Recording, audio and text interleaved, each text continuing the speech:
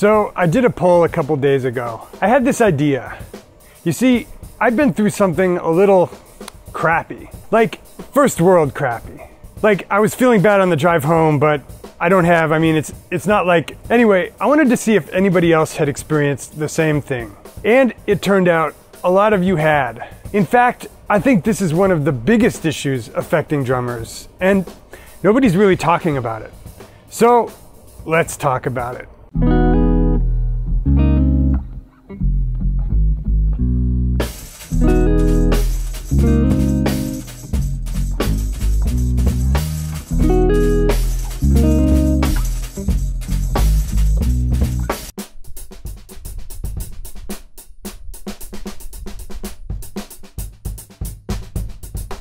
I'm on this channel every week weighing in on drum stuff and music stuff. And it all kind of adds up to this image of, I know what I'm talking about, right?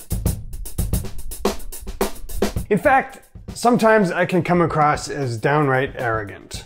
Also, maybe the worst pop song in history. And you're sitting there trying to get like a beautiful tone out of a Remo practice pad. And that's when you know your life has gone off the rails. And it's true, I really feel that way. I'm passionate about stuff like jazz drums are being taught the wrong way. The practice pad is overrated. Even that there are 3 big things everybody needs to learn in order to master the drums, but nobody's teaching them. But sometimes, with all of these strong opinions, I feel a little bit like a fraud. Like this week. This week, I've been hating my playing. So I wanted to know, did anybody else experience this? And if so, what can we do about it?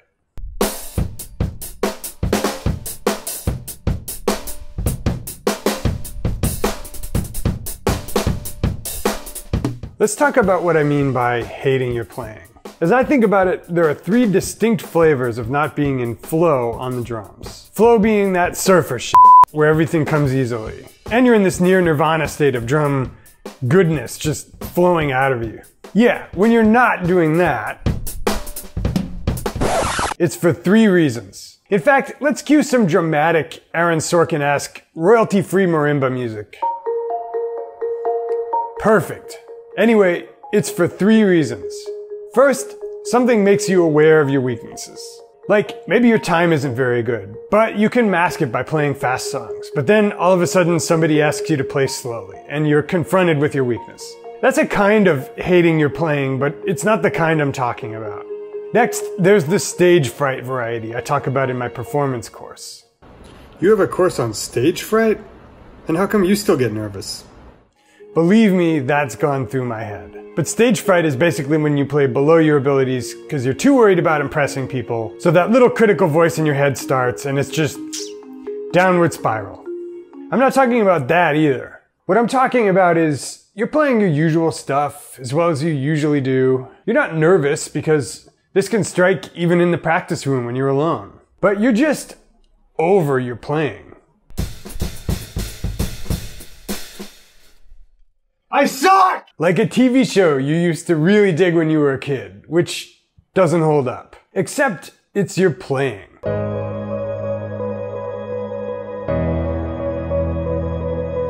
So I asked if any of the rest of you had felt this way. And for better or worse, a lot of you had. And a lot of you wanted to see a lesson about it. Here are just a couple of the comments I got. Low-key feeling depressed at how long of a rut I've been in, especially since I have an audition this month. Yes, this is me for literally a year now. Ouch! Not the comments, the music. Can we end that depressing royalty-free music, please? Thanks. God, that was a bummer.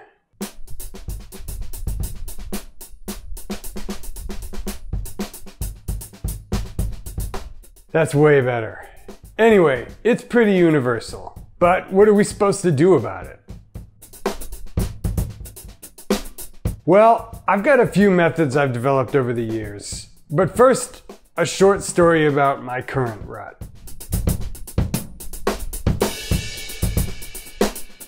In June, I did a clinic in Montana. That was kind of the high water mark for me digging my own playing. The week before, I was going extra hard in the shed, and I had some doubts. But I was able to deliver on stage, and the response I got put me in a good headspace. I used that momentum to delve into some of my weaknesses, like the practice pad episode. And for better or worse, I now had my lens on something I'm not great at. Then I was watching some new videos, like this one from Eric Moore. Finally, an exercise I'd been getting a lot of great results from was sort of running its course.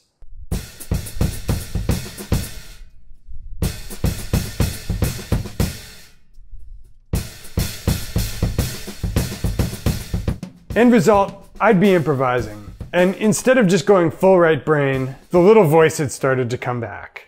Why do you keep playing the same stuff? Eric Moore would play this faster. How good can you expect to sound when your pad chops aren't tippy-top? And even, who am I to think I could sound that good? Now, quick interlude. In fact, can we have some pensive electronic hip-hop, Casey Neistat style? Anyway, if this sounds familiar, a lot of us have a similar instinct. We need to toss out everything we're doing and go Rocky III training montage style, transcribing everything Eric Moore ever played. Come on, get those feet out of the concrete. Come on. Stupid guy, look great, look great. Then you get into kind of a hate cycle. You're super self-conscious when you play and hold yourself to an impossible standard. Of course, your playing then doesn't live up. Then you hate your playing even more. If you're lucky, you can persist through the bad stuff. But too many months of this saps your motivation. So let me give you a few principles I've learned over the years, and hopefully this will give you some relief. Here are the 4 myths about how to get out of a drum rut and what to do instead. Oh, and let's get some different soundtrack for this.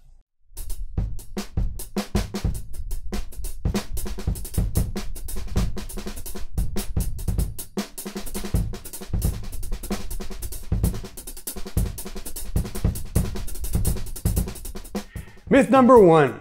You have to be as good as insert name of player before you can start liking your playing again. Just saying it out loud, it sounds ridiculous. But admit it, you've felt that way psychologically. This month it was, I need to have as much speed and as crazy combos as Eric Moore before I can start liking my playing again. The reality? Sure, we always need to keep striving to get better. But ironically, you probably need to do exactly the opposite at the beginning. You need to shift your expectations. Whenever I'm comparing myself unfavorably to another player, the first thing I do is find other players to listen to, who shift my thinking from, how many years do I need to shed to approach the base of this mountain, let alone the summit, to, how could I get more creative with the tools I already have? 2 great examples, Brian Blade and Richard Spavin. Here's some Blade.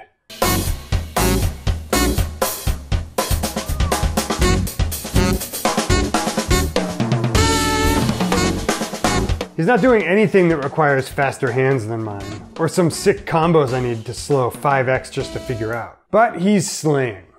Now here's some Richard.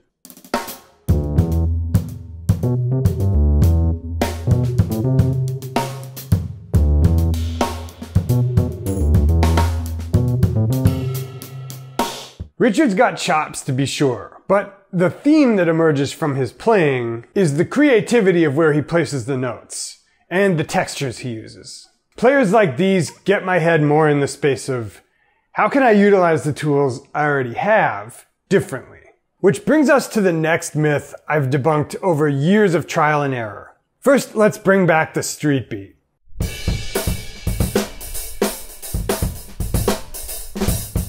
As I was saying, it took me years to debunk this one. When we're in the hate our playing rut, we can sometimes think we need to torture ourselves. Uproot everything we've been doing and start some kind of ascetic playing on pillows while somebody beats us with a rubber hose. Sorry, I wasn't able to get B-roll of that, so we'll just watch me playing this street beat.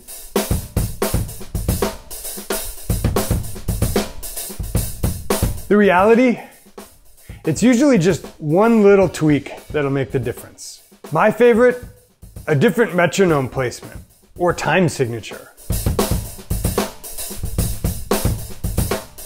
It's amazing how changing my relationship with time and tempo sparks new ideas. Here are 5 things I've been known to do. Switch metronome placements from, say, every 4th 16th to dotted quarters or eighths.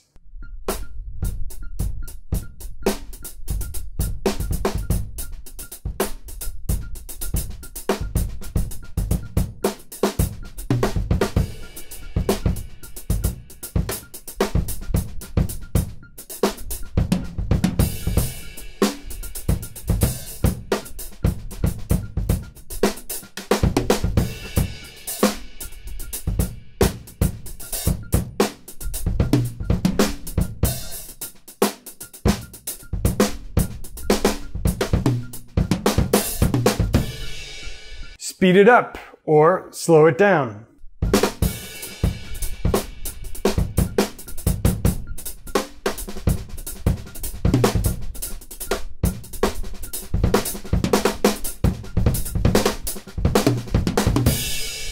Change the time signature.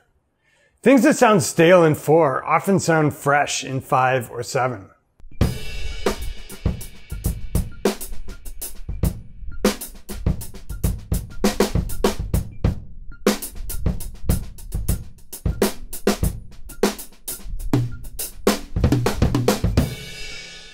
Put the hi-hats on the dotted quarter or eighth, or on another ostinato. That one's a little advanced.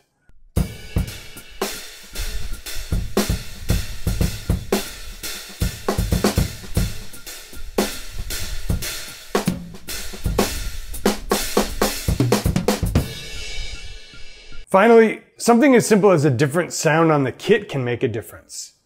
Like inverting an old snare head on top of your snare and getting that fat 70s sound.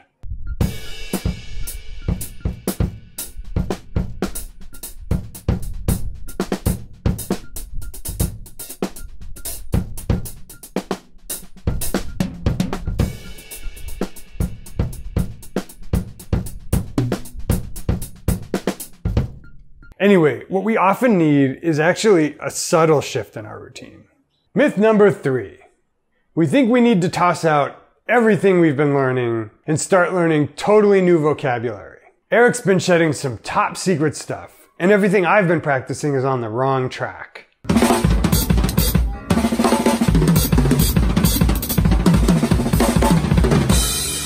Sure, it's always great to transcribe other people. And I'd totally recommend transcribing some Eric, or whoever else you want to emulate. Just one lick or combo can be that subtle shift we discussed earlier on. But here's the biggest thing I've realized.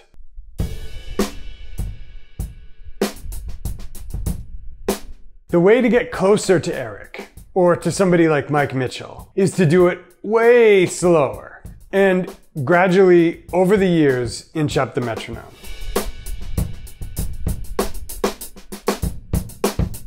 When we listen to Eric, it sounds like he's doing impossible combinations. But when you slow it down, it's usually stuff that lies logically on the kit. And it's stuff he played with. So rest easy. If you play with the same root elements at a tempo you're comfortable with, then gradually inch up the tempo. That's how you approach sounding more like Eric. Or, as the next myth illustrates, maybe not so much.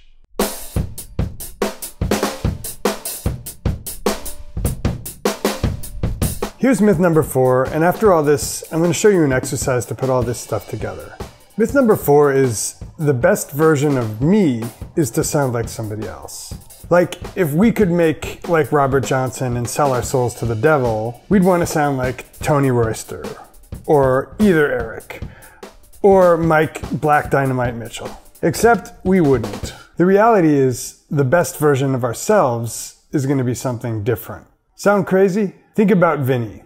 One of his biggest influences was Tony Williams. But what if instead of sounding like Vinny, Vinny sounded like a carbon copy of Tony? Or Eric Harland. Eric was influenced by Jack DeJohnette. But what if he just stopped there and sounded like a carbon copy of Jack? Think about all the unique players who have pushed the art. Dana Hawkins is another one. What if instead they just become carbon copies of their heroes? So just remember, you're slowly evolving toward the best version of you. But absolutely transcribe other players along the way. Just realize it's okay if you don't end up sounding exactly like them. Alright, I promised you an exercise, and here it is. This one's in my aforementioned performance course in greater depth. But here's a taste. This is the 100% right brain exercise.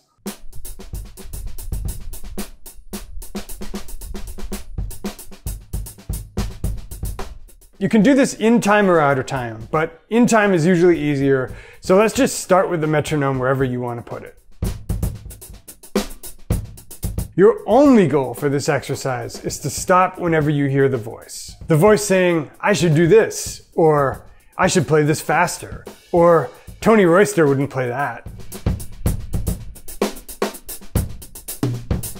I call this the Colin Stranahan exercise because years ago, when Colin and I did an asynchronous shed, because he only had one kit, he blew me out of the water, playing much simpler ideas than mine, but with way more sincerity and conviction. So think about a drummer with nothing to prove and begin. Play phrases. Just make phrases. The only rule is, as soon as you hear the voice, you have to stop and start again. Why does that exercise work? Because it flips the script. When we're up in our heads, the question we're trying to answer is, how do I play something good enough? With this exercise, we're practicing answering the question, how do I play something sincere? And the question, how do I become aware of the editorial voice in my head and banish it? This one was more psychological than most, so I hope you enjoyed it. As I've illustrated in this lesson, I'm still not impervious to this stuff. We're all human, we all get up in our heads, but I do have a bag of tricks that I've developed over the years to work myself out of those ruts as quickly as possible and to help myself realize that it's natural and not stress out about it too much. And a whole bunch of those tricks have been bundled all together into a course I created called the Practice Course. It's just one of a few courses I have on my site. And if you're interested in learning more about that, and you'd like a free gateway drug to what some of my heavier duty instruction looks like, I recommend you click on the link below and enter your email on the next page, and I'll send you 3 completely free videos in the following 3 weeks that, I assert, will improve your playing more in the next 3 weeks than it's improved in the last 6 months. Just click on the link below to check it out. Guys, it's been real. I'll see you back here real soon.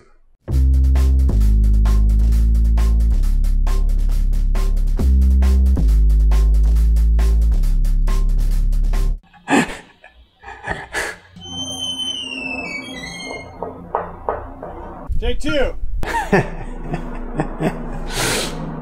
Take 3. Take 4. Like a TV show you used to dig when you were a kid. Yeah. Take 5. Take 6. Take 7. Take 8. Like a TV show you used to really dig when you were a kid.